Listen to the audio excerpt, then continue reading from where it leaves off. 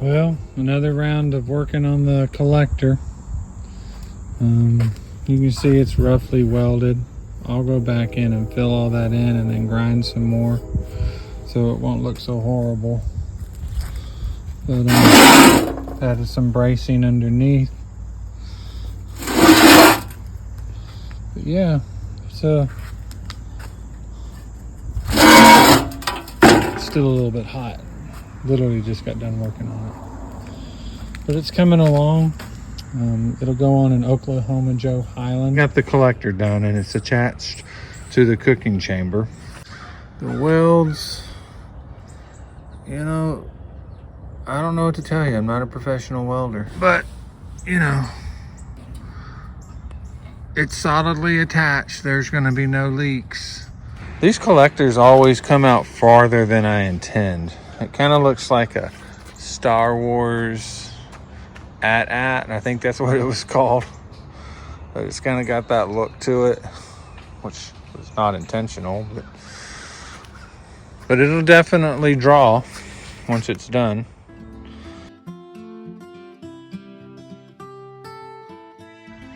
All right, YouTube.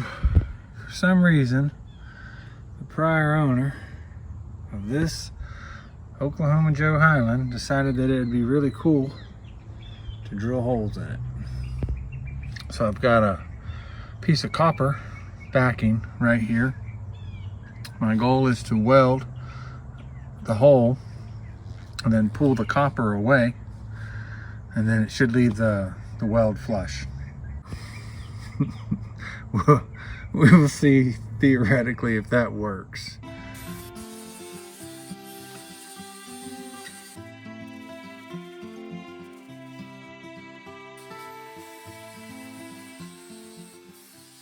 It doesn't look too awful.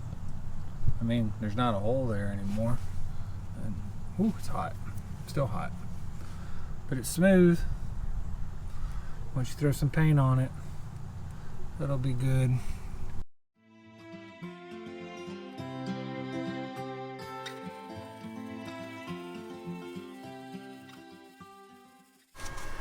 It's not the worst. Here it is all cleaned up. So it's got a cap on the inside welded this way, then reinforced on the inside, then a cap on the top welded around the edge. So it's sealed.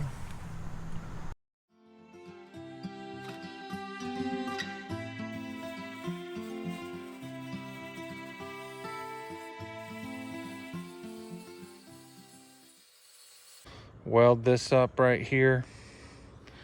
I'll do inside, I do just kind of like one or two little passes on the bottom. It's already sealed at that point. I leave the bolts in it so it makes sure that it's tight. Then you do the weld on the top. It's sealed. Absolutely sealed. My typical welding.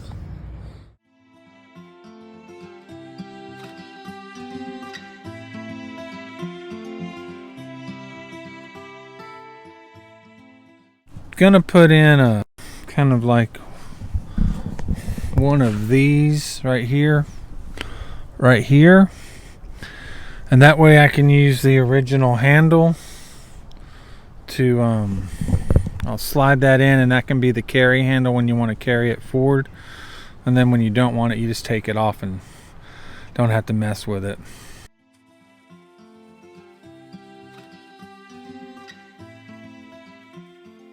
This is the original Oklahoma Joe handle that was kind of on the front here of the smoker.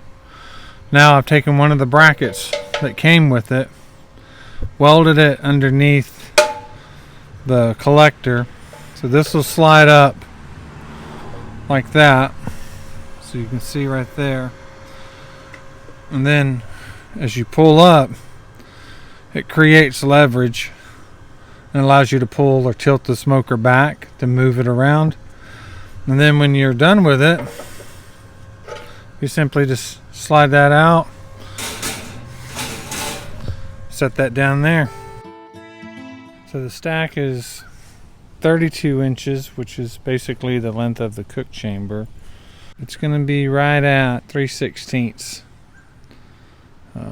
thick. The Oklahoma Joe Highland out of the store stock is around 157 pounds. I definitely, by the time you add all the metal that we've added, so I wouldn't be surprised if we've added at least 50 plus pounds, maybe 60 pounds of metal to this. This by itself is pretty heavy, as you can see here. And that is right at 3/16. So yeah, we've definitely added some weight to the smoker. I think it's too tall, personally. I know you can't ever have too tall a stack, but I'm thinking about the guy that wants to buy this, and I think it's too tall. It's 34 inches. It's longer than the cook chamber. So I think what I'm gonna have to do is take 5 inches off. That'll bring it that much. That'll make it 29 inches. Yeah, so I think I'm gonna have to cut 5 inches of this pipe.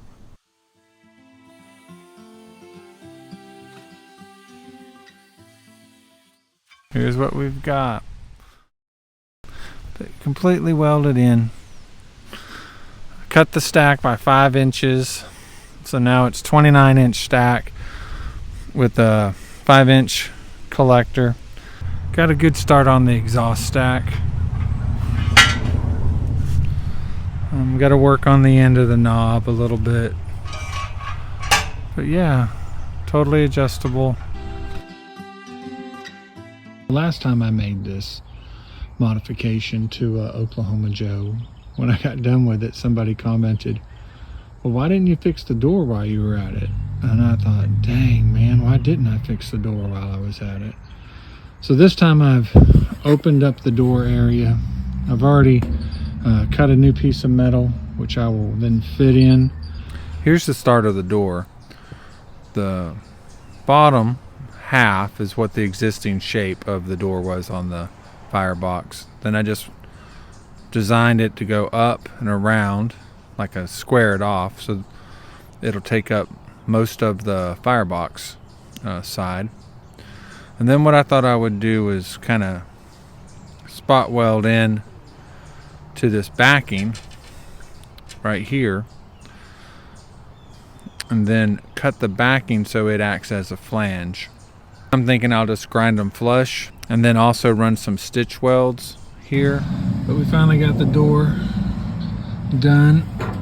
It's 2 pieces of metal put together because I wanted it to be thicker than the 1/8.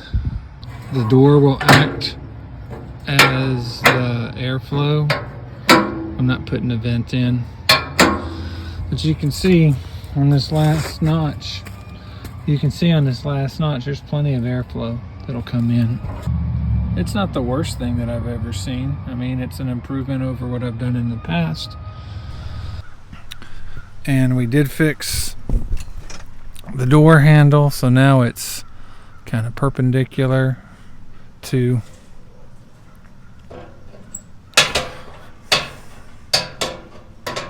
the notch, Chud notch. I did go ahead and weld the handles right here. They're temperature blocks, so you don't get sun in your dials. I don't know, leave a comment if you know what the cool official name of those are. Took off the Oklahoma Joe badging, left my own. Added a latch. Added the baffle. I know everybody's been pulling these out. When I ran this pit, the last time I built it like this, it stayed right at 325 with straight convection. And so I knew I needed to add a baffle back in. But we'll see how that goes on the biscuit test. Had to clean up a little bit of the firebox. This had separated, and so I just kind of spot welded to make sure it was staying together. I think it looks pretty good. It'll look better painted, but definitely your typical Oklahoma Joe. Pretty cool. Here it is. Finally done. Well done enough.